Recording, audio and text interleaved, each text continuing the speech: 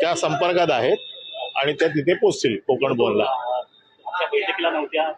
बैठकीला नसेल परंतु ते आमच्या पक्षाच्या नेत्यांच्या संपर्कात आहेत आणि त्या कोकण भवनला डायरेक्ट येतील. कल्याण डोंबिवलीमध्ये जे पाहायला मिळालेलं आहे, मनसेने आता शिंदेंना पाठिंबा दिल्याचं पाहायला मिळतंय, तर तशीच काही राजकीय घडामोडी ज्या घडत आहेत त्याकडे आपण कसं पाहतो?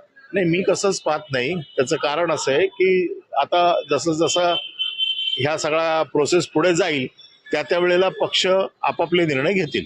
सरिता म्हस्के ज्या आपल्या निवडून आलेल्या आहेत त्या संपर्कात आहेत आणि त्या तिथे पोहोचतील कोकण भवनला.